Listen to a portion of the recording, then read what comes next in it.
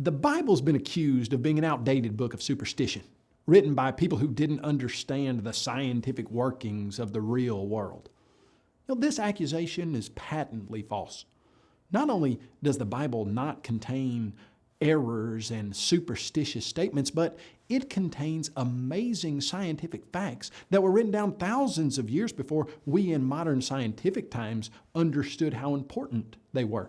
I'm going to give you a list of 6 scientific facts that validate the Bible. Number 1, blood being the liquid of life. In the 21st century, we understand how important blood is. We have studied it and seen its capabilities and its importance to life. But that knowledge was not well known in the past. In fact, in the past, ignorance of just how important blood is has caused some learned men to do some very tragic things. Up until the 19th century, doctors believed that harmful vapors entered the blood and caused sickness.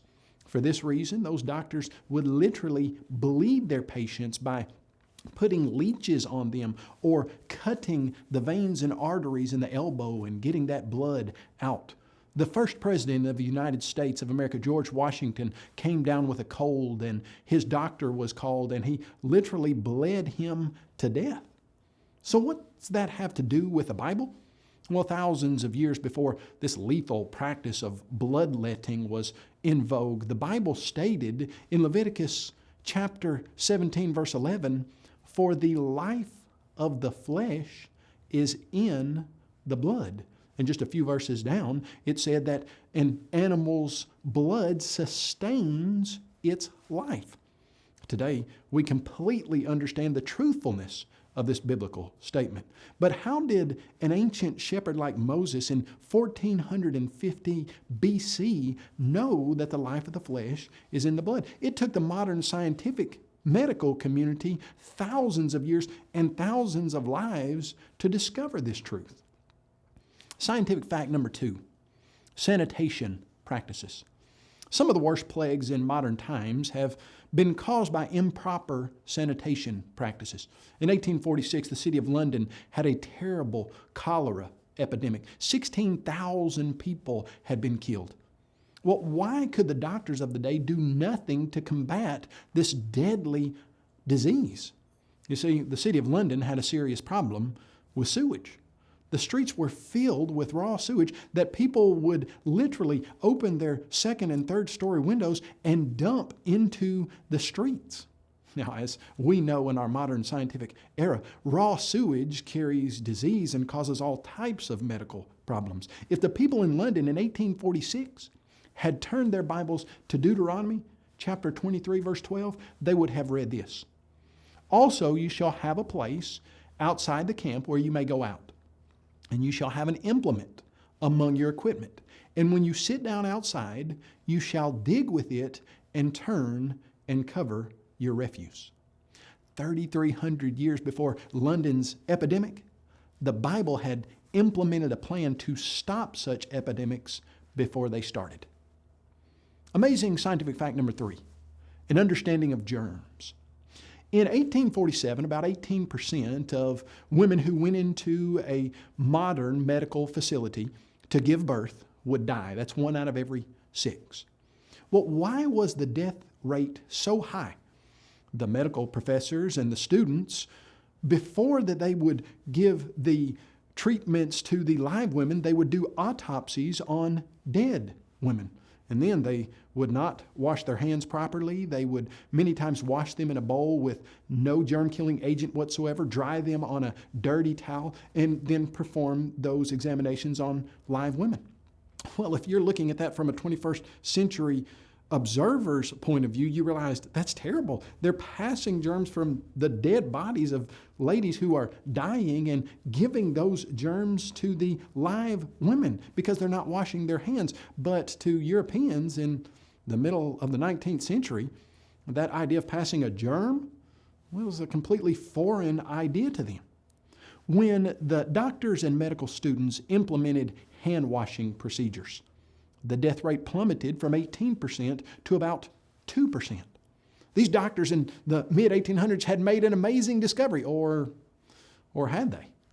Is it possible that the doctors simply rediscovered something that had already been known?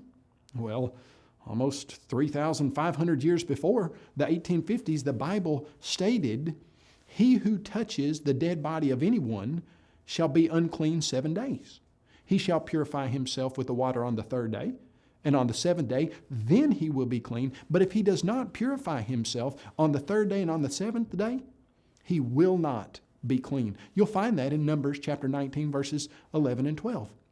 You see, the Israelites were instructed to wash their hands in water with germ-killing agent in it 3,500 years before, in modern medical times, we knew that should be done.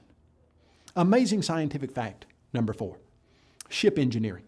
While you don't go to the Bible for blueprints for a huge barge, you don't think, it just so happens that maybe that is where you go. In Genesis chapter 6, verse 15, the Bible says that a man by the name of Noah builds an ark that's 300 cubits long by 50 cubits wide by 30 cubits high. And it just so happens this is a ratio of 30 to 5 to 3, length to breadth to height. Well, for thousands of years, the ark was the largest floating ship on record. In 1844, a man named Isambard K. Brunel built a huge ship called the Great Britain, and he used a similar ratio to that of the ark, 30 to 5 to 3. As it turns out, that 30 to 5 to 3 length to breadth to height ratio is the perfect ratio to build a huge boat that doesn't need to go anywhere very quickly, but needs to stay afloat and carry tons and tons of supplies.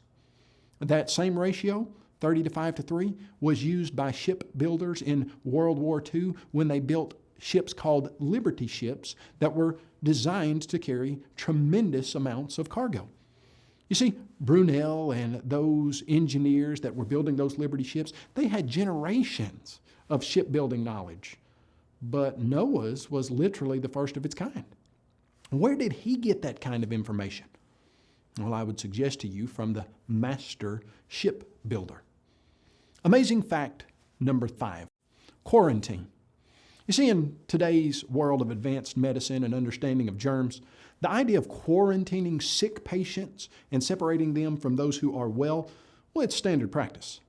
But it certainly wasn't in the ancient world because they didn't understand germs till about 200 years ago, and they didn't see a need to keep sick people separate from people who were not sick. The Bible, however, thousands of years before modern medical science understood the spread of germs, detailed measures to prevent their spread. In the book of Leviticus, we read that people with diseases such as leprosy were instructed to dwell alone outside the camp. We read that in Leviticus 13:46. And if and when an individual got close to somebody who is not diseased, this diseased individual was told to cover his mustache or upper lip and cry, "Unclean." Why? Why do we tell our children to cover their mouths when they cough? Well, to keep that diseased spittle from going into the air and from infecting others airborne. When we look at these instructions in Leviticus, and we see that Leviticus had an understanding of contagion and quarantine that surpasses that of any other nation, it's interesting that the Encyclopedia of Medical History says this: the idea of contagion was foreign to the classic medical tradition and found no place in the voluminous Hippocratic writings. The Old Testament, however, is a rich source for contagionist sentiment, especially in regard to leprosy and venereal disease. Now, here again, the Old Testament exhibits amazingly accurate medical knowledge that surpasses anything known that the humans who were alive at the time during the writers' lives could have possibly come up with on their own. Amazing scientific fact number 6, food regulations. In the United States, we have the Food and Drug Administration. It's the FDA. And it's designed to make regulations that keep people from getting sick from foodborne diseases mostly. Knowing that certain kinds of food, such as pork, are more prone to carry disease, the FDA will make a regulation like this. You can go into a restaurant, you can order a beef steak that is rare. But if you go into that restaurant and you order a pork chop, you can't order it rare. Why? Well, because pork, if it's not cooked properly, has a much higher probability of causing some type of disease. We know that in modern times. But the Bible, especially the Old Testament, written some 3,000 years before modern times, exhibits a knowledge of food-borne diseases that surpasses anything that was around during the time of the writers. For instance, when you look in Leviticus chapter 11, it mentions that pork was not to be eaten. That's a wise regulation, as we have seen. Even the modern FDA puts regulations in along those lines. The text also forbids the consumption of bats.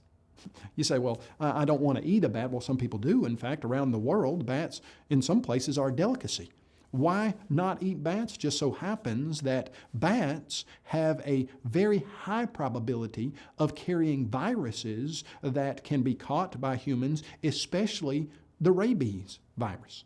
Also, in Leviticus 11, we read that things like lizards, salamanders, amphibians are not to be eaten. Well, why? Well, lizards, salamanders, amphibians, etc., have about a 90% contamination rate of salmonella. Salmonella, a bacteria that causes many people to get violently sick and some of them to die. You see, the Bible never gets a single medical fact wrong, and it exhibits a knowledge of scientific facts that is thousands of years ahead of its time. That scientific accuracy proves the Bible's divine origin.